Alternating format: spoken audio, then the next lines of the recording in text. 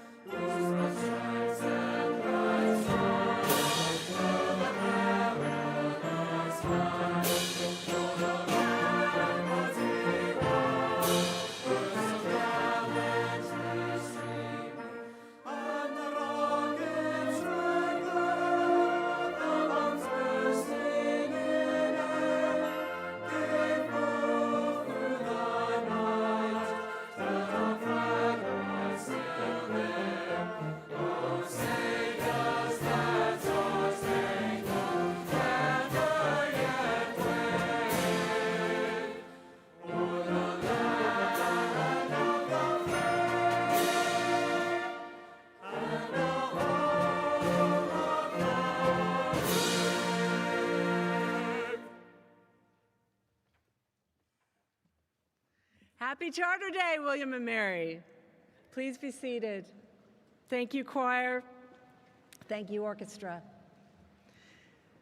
To everyone here in our house, Kaplan Arena, and to everybody who's joining us online, welcome. We're so happy to have you with us. Charter Day launches William and Mary's Year of the Environment.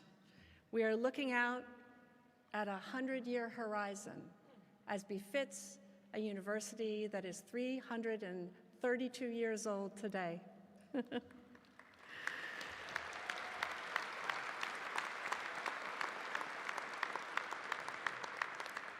We've already seen two wonderful examples of the creativity that flourishes at William & Mary. First, from William & Mary's video team and your program, which was produced by the web and design team. And if anyone has a Charter Day sticker out there, we can thank them as well. Throughout our ceremony, we're going to highlight more ways that William & Mary is expanding our reach, looking for the long play in our region and worldwide. First, we begin Charter Day, as is traditional, with a reading of the university's land acknowledgement. Please welcome Dakota Kinsel, class of 26. A little bit of feedback there. Is that better? Okay. Class of 26 and President of the Native American and Indigenous Student Alliance, Madam President.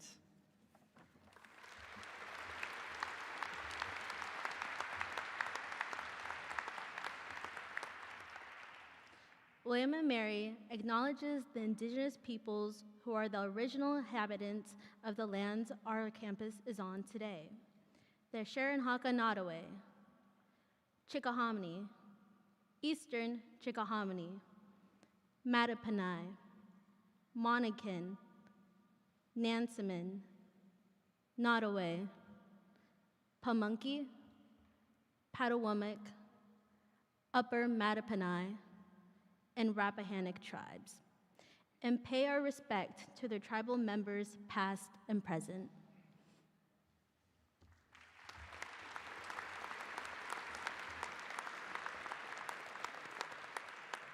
Thank you, Ms. Kinsel. We're pleased to recognize distinguished guests and leaders of our community, members of William & Mary's Board of Visitors led by Rector Charles Poston. Please stand.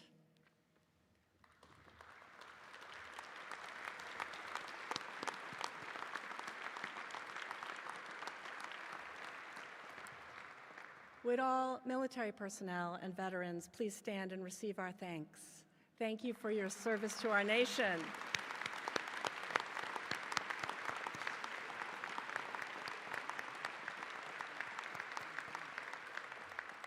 Members of the Year of the Environment Committee, led by Dean Derek Aday, would you please stand wherever you are in the arena?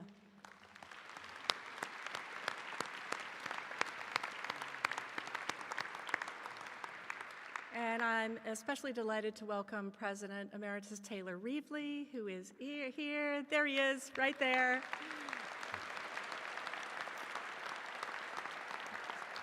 So many of the milestones that we are achieving today and in the months to come have depended on his staunch leadership, and it's wonderful to have him here. During this ceremony, we also recognize several award recipients, and you can read more about their accomplishments in the program. It's a wonderful read. The Alumni Association's highest honor, the Alumni Medallion, will be presented tomorrow morning. The recipients are Betsy Anderson, Larry Poley, and Warren Buck.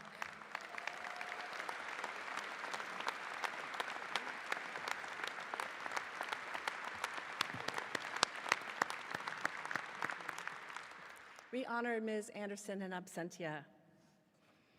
Earlier this week, we celebrated the Jefferson Awards and the Monroe Prize in Civic Leadership. Here as well are Professor Bella Ginsbergsky-Blum, Professor Phil Wagner. I think you're there. Yes, thank you.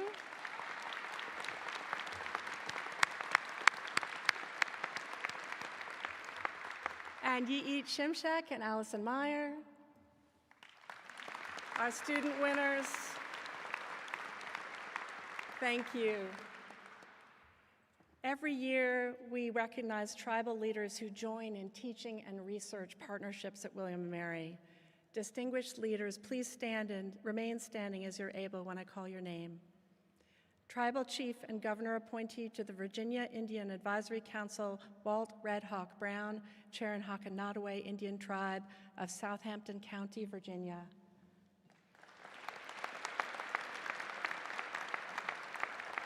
Second Assistant Chief Reggie Stewart, Chickahominy Indian Tribe. Tribal Council Secretary Barbara Bass Orff, Nansemond Indian Nation. Chief Lynette Lewis Alston, Nottoway Indian Tribe of Virginia. Chief Kevin Brown, Pamunkey Indian Tribe.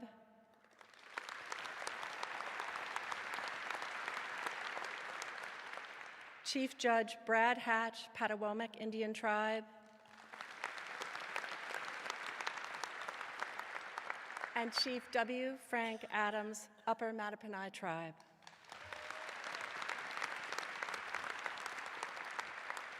Thank you. We are honored to have you with us today.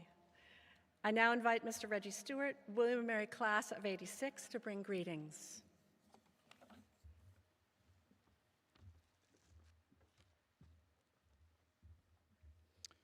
Wingapo. Greetings, President Rowe and esteemed guests. My name is Reggie Stewart. I am Second Assistant Chief of the Chickahominy Indian Tribe. The word Chickahominy means coarse pounded corn people. My ancestors were very proficient at growing corn. I'm also an alum of the college, class of '86. Yeah. Go Tribe!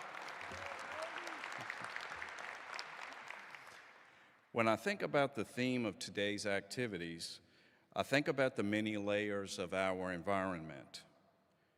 I think about a skinny kid being dropped off by his parents in front of Yates Hall in 1982.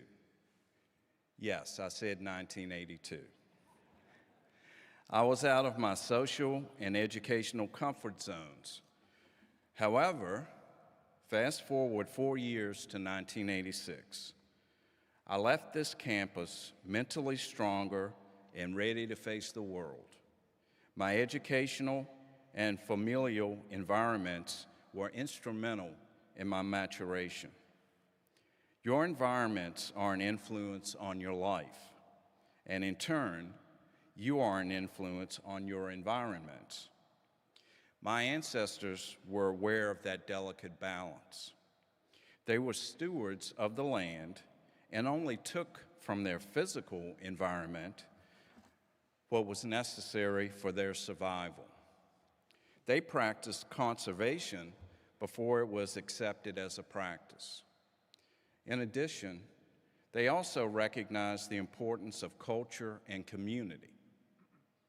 After first contact, my ancestors continued to adapt to a changing social environment.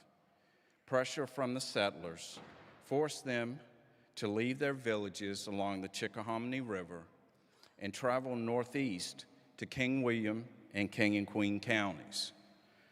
Despite the adversity, they held on to their culture and identity, which in turn allowed them to maintain their community environment. In the late 1700s and early 1800s, my ancestors started their return to Charles City County, Virginia. As a result of the Commonwealth's still changing social environment, my ancestors continued to face adversity. In 1924, Virginia's Racial Integrity Act presented more challenges in the form of increased discrimination and less educational and economic opportunities than whites. Once again, my ancestors adapted, persevered, and did not compromise their values or identity.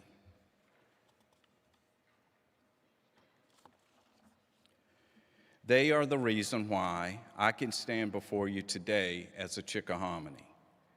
I've spoken about several aspects of our environment to say this. Please don't underestimate how the layers of your environment, how the layers of our environment shape us, and the impact that we have as individuals on the many layers of our environment. Kina, and thank you.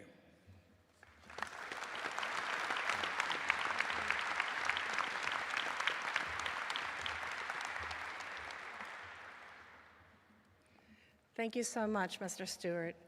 We now move to the conferral of the honorary degree. Honorary degrees are traditionally conferred by the Chancellor, and Chancellor Gates is unable to attend today, and we send him our best wishes. To begin the conferral, we welcome Rector Charles Poston.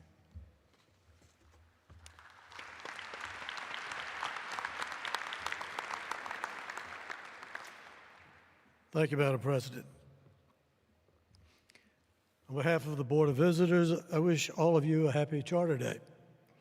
The board proudly joins the campus community as we celebrate the Year of the Environment and honor the research and work that happens here.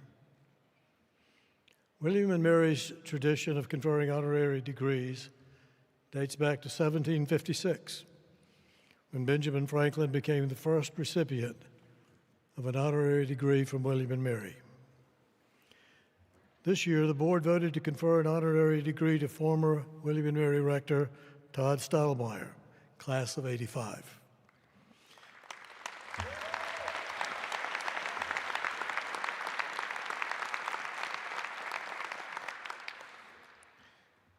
We have prepared a video highlighting his achievements. After the video, Vice Rector Barbara Johnson and I will confer the honorary degree.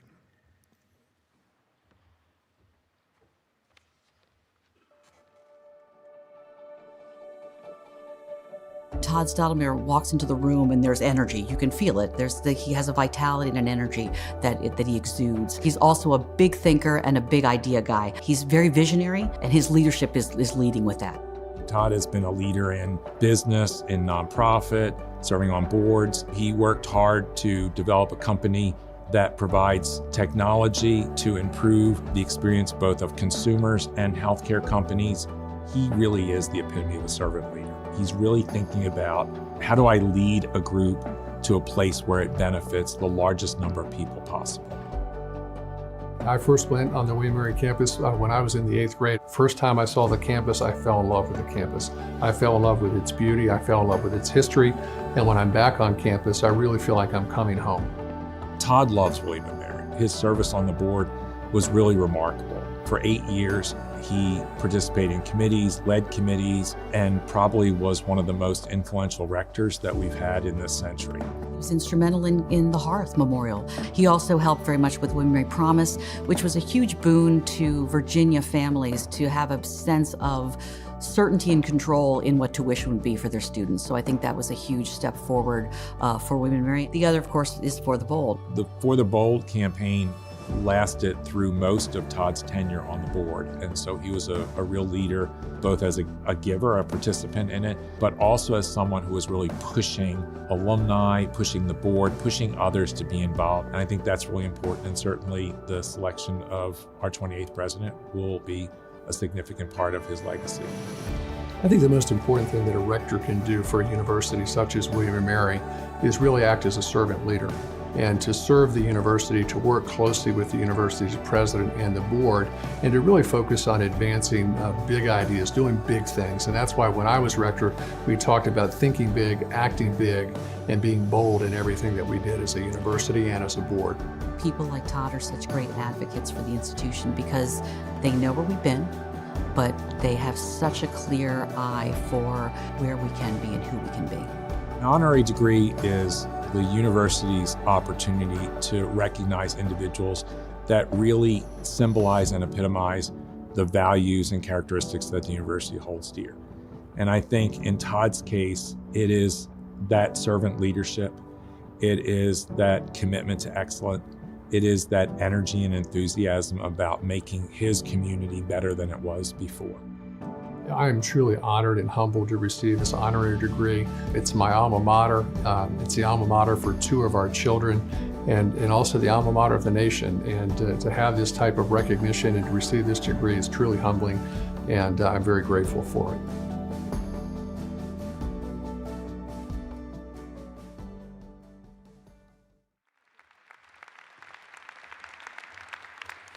Mr. Stottlemyer, please join me and the rector at the podium. Todd Andrew Stottlemyer, your commitments to excellence, service, and belonging make you a model for generations to come. An offensive lineman for the tribe, you attended William and Mary on an athletic scholarship. You credit this university with instilling the skills essential to your career: thinking critically, writing well, and leading. An illustrious business leader, you have guided organizations in the technology sector through transformation. In 2018, you took the helm of Accenture Health. You have brought this same dedication and entrepreneurial spirit to the leadership roles at your alma mater. In 2011, you were appointed to the university's Board of Visitors. You were elected rector in 2013 and re-elected in 2015, serving for another 3 years, unprecedented in modern board history. Your tenure saw the development of the William and Mary Promise and the launch of the For the Bold campaign.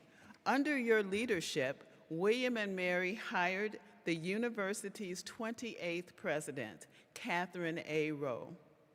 You currently serve as a trustee of the William and Mary Foundation. You have generously supported scholarships, the completion of the Reevely Garden and Hearth, Memorial to the Enslaved, and the Global Research Institute.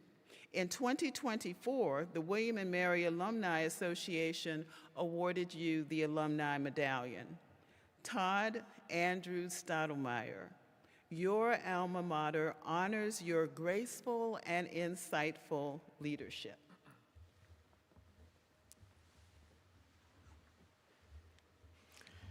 Todd Andrew Stottlemyer, by virtue of the authority vested in me by the Board of Visitors and the ancient royal charter of the College of William and Mary in Virginia, I hereby confer upon you the degree of Doctor of Public Service, honoris causa.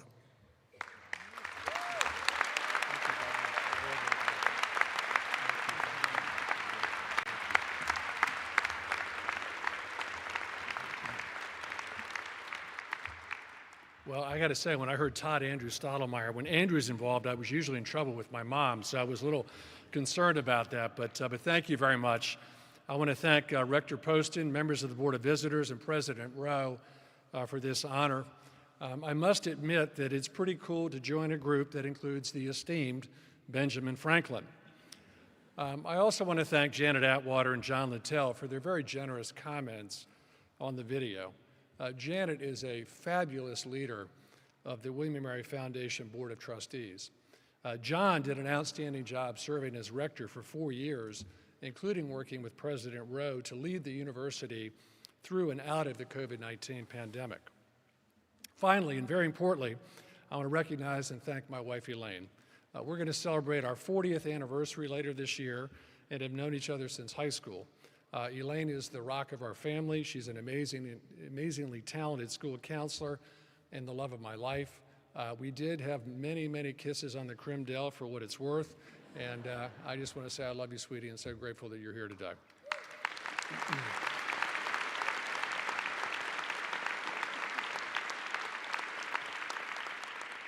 I first stepped onto this campus in October of 1976 as part of an 8th grade field trip from New York, and I immediately fell in love with the beauty and the history of this university. I was privileged to be admitted 4 years later and receive a football scholarship. I had a terrific experience as a student athlete, and most importantly, made lifelong friends, many of whom are here today.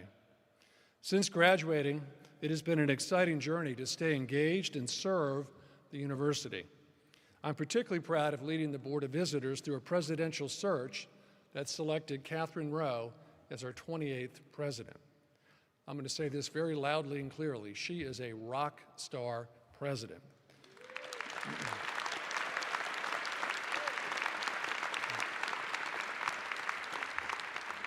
And she's a rock star president at a time when the demands and pressures of being a university president have never been greater. A favorite phrase of mine is to ask organizations to think big, act big, and be bold. And I'm truly excited about President Rowe's bold vision for William & Mary's future. And here are a few reasons why. At a time when our country is so deeply divided between red and blue, it is our university, William & Mary, carrying the red, white, and blue banner that is working to prepare the next generation of leaders to carry forward our founding principles and democratic ideals so that future generations can continue to enjoy the blessings of liberty.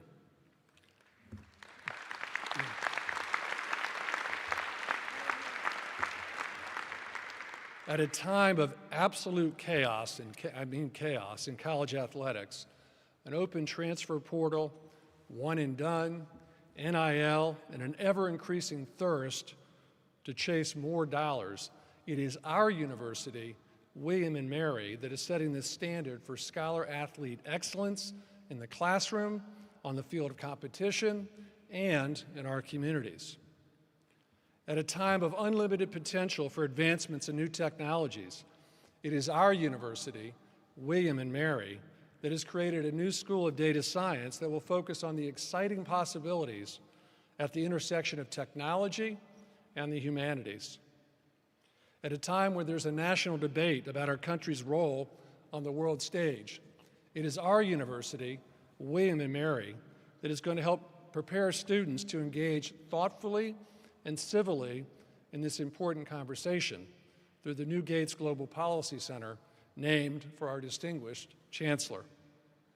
At a time where we're seeing record-setting global warmth, rising oceans, greater climate variation, and increasing climate migration, it is our university, William & Mary, that is going to lead the way through the new Batten School of Coastal Marine Science to help chart a path forward that balances the needs of our economy with the imperative of a sustainable Earth. And as William & Mary embarks on the Year of the Environment in 2025, what an exciting announcement this week by President Rowe about the latest $50 million gift to the new Batten School.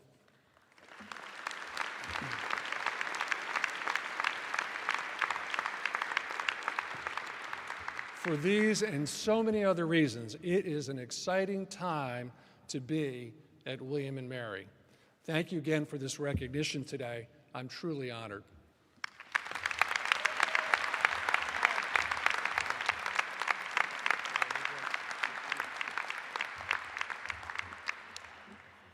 Thank you, Dr. Stottlemyer. Thank you for giving us all a model for compassion and for vision and for action. We are thinking big, we are acting big, and we are going to be bold. For 332 years, this university has prepared students to meet the most pressing challenges of our time. What I have to say next is for our students, for the incoming students in the class of 2025, our January admit and first-year students. I think you're right there. Is that right? Okay, over there too. Nice. William & Mary has a very, very simple mission. We recruit outstanding faculty and staff, and we bring them together with remarkable students, and we clear the decks so that they can teach and learn and make new knowledge together. That's it. That is the mission. The Year of the Environment is calling us into this mission with urgency. The impacts of global change are indisputable and they are immediate. We are seeing them. Severe flooding and fires, extreme storms, landslides, unprecedented heat waves. Everywhere, our communities have too much water or too little water. Our communities, our economies, national security, transportation, energy, food supply, all hinge on our ability to create science for solutions, to find the path to resilience. In Virginia alone, nearly 5 million people live on the coast. 128 million people across the United States and in the world, in the most vulnerable communities and ecosystems, 3.2 billion human beings live on coastlines. This is why conserving the world's oceans, coasts, and waterways has been front and center of our Strategic Plan Vision 2026. This is why this summer, the marvelous Jane Batten gave a $100 million gift, a watershed moment for William & Mary to invest in those science for solutions. A week ago, Chev appointed a new major, pay attention students, the first of its kind in Virginia, a new Bachelor of Science in Coastal and Marine Sciences.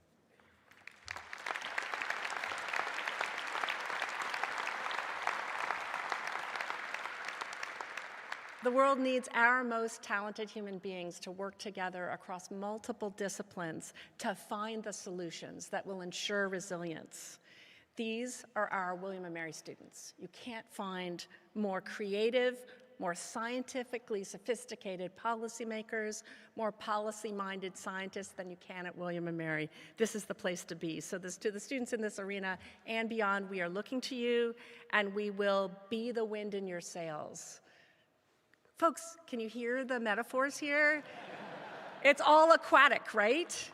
So I expect a few groans. I'm going to say it again. To our students, we want you to know that all of us, your faculty, your staff, your alumni, friends worldwide, we aim to make William & Mary the destination for leaders who seek resilient solutions, immediate problems to the challenges facing our coastal communities. We are the wind in your sails. Okay. Thank you, thank you, thank you. I do love a bad pun. So, I will reiterate the news that we have shared this week, that William & Mary has announced an historic $50 million gift for scholarships in coastal and marine sciences.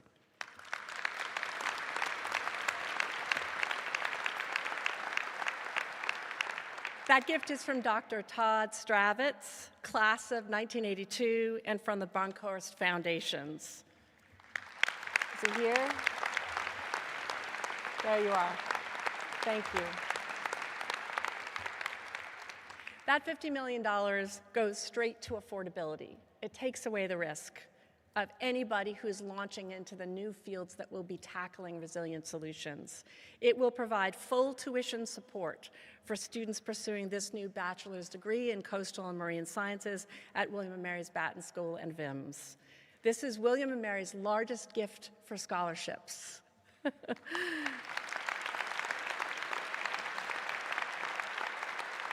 And needless to say, it is the largest gift ever for conservation scholarships for a school of coastal marine science. Very, very few schools have free tuition like this. This is the only one for conservation science.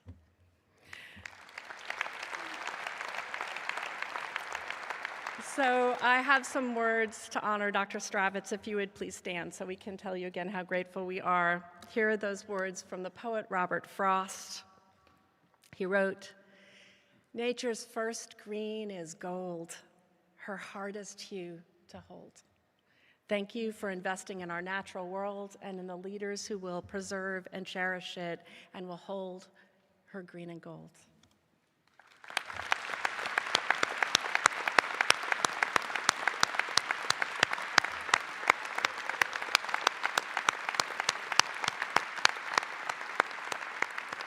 Now, in a moment, we will hear from the chair of the Year of the Environment Committee, Dean Derek Aday, and after Dean Aday, we will continue with a reading of the Royal Charter and a very special performance of Happy Birthday. But first, please welcome Dean Aday.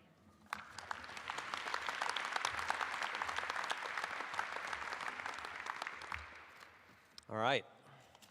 It's exciting. Really glad to be here with you all today. I have just a few thoughts that I want to share, but before I do, I'm curious about the students here today. If you're a student in the audience today, would you make some noise? Okay. That's fantastic. That's what I was hoping for. Because, you know, as much as Charter Day celebrates the past, today is very much about you, and it's about our future. And so I want to think a lot about that. But let's start with a little reflection. When William and Mary was chartered in 1693, the population of the colonies, excluding Native Americans, was estimated to be about 200,000 people. And that was part of a global population of maybe 600 to 700 million. So the continent, like most of the world, was a pretty wild place. You probably heard descriptions of massive migratory fish runs that you could walk across the backs of, abundant wildlife, limitless forest resources. North America was in the middle of the Little Ice Age, one of the coldest periods in the last 10,000 years. As we celebrate this 332nd birthday, we do so in a very different world. The US population is close to 350 million, part of a global population that exceeds 8 billion. Temperatures are significantly warmer, and we and our 8 billion friends live in a landscape that the founders would not recognize. So as we celebrate this Charter Day, I think it's particularly appropriate to use this platform to launch the Year of the Environment. In doing so, our goal will be to highlight, emphasize, and expand the influence that we have on environmental issues, very broadly speaking. We'll do so through the innovative and creative, scientific and artistic endeavors we engage in, and that enable us to better understand the world around us and tackle the challenges we face. So on behalf of the committee, I want to invite your engagement and your full participation. Now, we also launch this Year of the Environment as we celebrate the incredible generosity of Dr. Todd Stravitz and the Brunkhorst Foundations.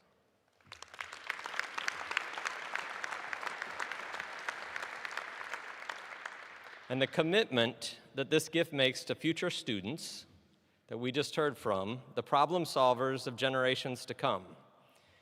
Indeed, when you think about future coastal and marine sciences majors, I'm asking you, all of you here, to think about the ways that you can influence their pursuits.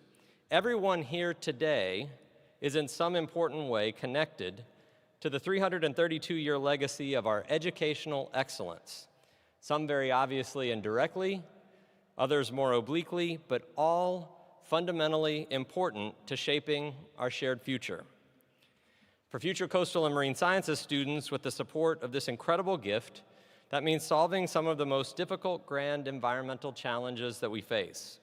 Doing so while deeply embedded in the collective tapestry, building social, ecological, and economic resilience for coastal peoples who already number in the billions. To prepare them for this challenging work, they will need the outstanding liberal arts education that this school is famous for. So, you know, this all comes together for me because education, at least in my view, is at its heart a problem-solving venture. It is one of the few endeavors that has, can, and will change the world. Delivering outstanding formal education, as we've done here successfully for hundreds of years, requires incredible talent and commitment. And the world is now, perhaps more than ever, calling for that commitment. Because while it's the case that you can argue that by many measures, it's the best time in history to be a human being on the planet, the work that you do, the work that we do, is still desperately needed. Major players in the insurance industry, for example, are quietly suggesting and predicting 1.2 billion climate refugees by 2050. About 350 million people are, as we speak, facing food insecurity. 20 to 30 million people per year are displaced due primarily to flooding and drought, and tens of thousands of people die each day from infectious disease. But here's the thing. There's not one of these issues, gnarly and complex though they may be, that education can't, at the very least, improve. That gives me hope, and it makes me proud to be part of this incredible institution and the tradition we're celebrating today, and its role in shaping and building a future for our children's children. So I want to thank you for what you do each day, and again invite you to join us on the incredible journey in the year ahead. Thank you very much.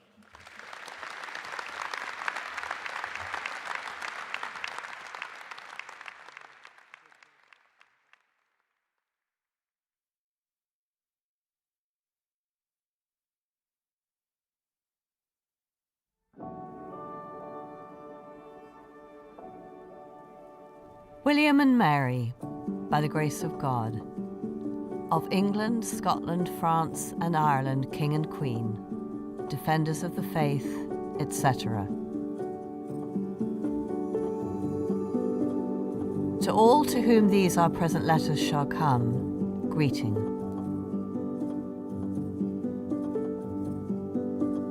For as much as our well-beloved and faithful subjects, constituting the General Assembly of our colony of Virginia, have had it in their minds to make, found, and establish a certain place of universal study or perpetual college of divinity, philosophy, languages, and other good arts and sciences to be supported and maintained for all time coming. That they may have power to erect, found, and establish a certain place of universal study upon the south side of York River. And further, we will, and for us, our heirs and successors, by these presents, do grant, that when the said college shall be so erected, made, founded, and established, it shall be called and denominated forever the College of William and Mary in Virginia. In testimony whereof we have caused these our letters to be made patent. Witness ourselves at Westminster, the 8th day of February in the 4th year of our reign, by writ of the Privy Seal.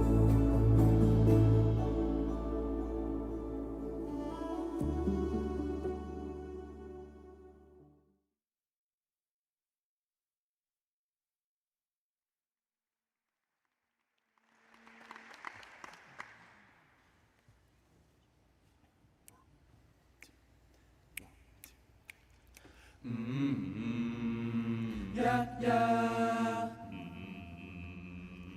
Yeah, yeah. Yeah, yeah. Yeah. My mama called, seen you on TV, Sunday school unchanged. Ever since we were there, it's seen it all. Ever since it was young, they said it could be something. Now they always say, congratulations. Done 332, near oldest in the nation. TJ Monroe Tyler graduated. Green and gold, the people singing happy birthday. Happy birthday. Everybody's always friendly, yeah. We're feeling like a family, yeah. And you know we never falter, yeah. And we sing the alma mater, yeah. For the Mary, I'm a savage, yeah. Boy, wishing I was at it, yeah. I'm surrounded by my boys, yeah, yeah. And we'll see you again next year, yeah. All the go back to was back being older. But we're the first ones, I got that royal charter. Everyone else got the years and the hours. But we're 3-2 counted out all the flowers. Yeah, yeah. If you rock with Mary, put your lighters to the sky. How can I make sense when I got William on my mind? Come here with those books and I can put them to the side. Been learning since a baby, they could see it in my eyes. My mama called, seen you on TV, Sunday school unchanged. Ever since we were there, it's seen it all. Ever since it was young, they said it could be something. Now they always say congratulations. Turn 332, near oldest in the nation. TJ Monroe Tyler graduated. Green and gold, the people singing happy birthday. Happy birthday. We've been patient, yeah, oh, we've been patient. Now we can scream happy birthday. Now everyone, everywhere they go, they say happy birthday. 'Cause 332 years is a dream, but take for granted your friend, your school, your classes, and understand that time goes a little bit faster with the griffin. Oh, so won't you look back to convocation and finally it's graduation. You gotta make the most of 332.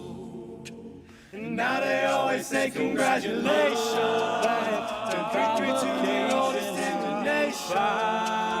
TJ Monroe taught a graduating, green and gold, the people singing happy birthday, happy birthday.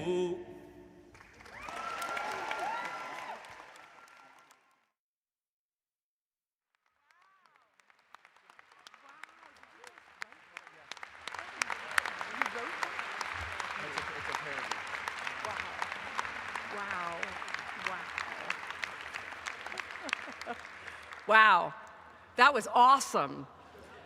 That was a parody written by you. Parody pastiche, literary scholar, it's technically a pastiche, okay? But it was awesome, and it was awesome. Thank you so much, William and Mary Stairwells. 332 never sounded so good.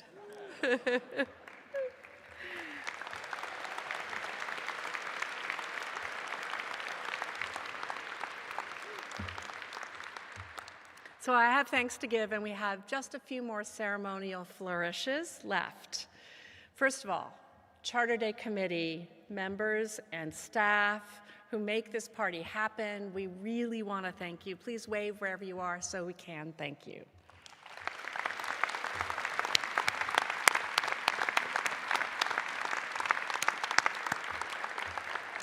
I have to thank the wind ensemble, the choir. Did I call you the orchestra before? Wind ensemble. There you go. And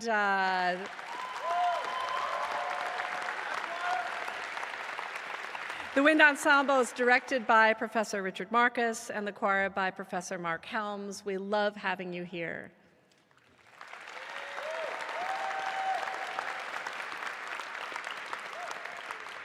We have a gift here for everyone in Kaplan Arena. You will find it up in the mezzanine, and in honor of our wonderful President Emeritus, it is a succulent plant, which is a bold and tenacious plant that flourishes with challenges, and it's perfect for the William and Mary community. You're welcome, Taylor.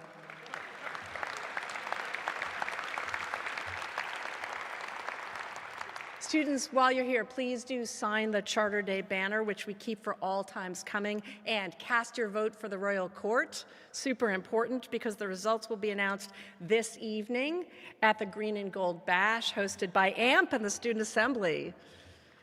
Yes, yes. I'm heard that it's a quiet little affair. Is that right? No. In a moment, the platform party will recess out or hop out, as the case may be. Audience, please remain in your seat until they have finished recessing, and we will conclude with the alma mater. With great joy, please stand and sing as you are able. Choir, take it away.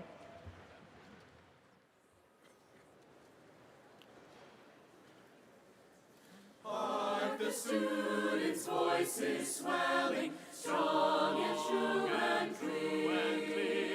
Alma maters love their telling, ringing far and near. William and Mary, loved of old, hark upon the gale.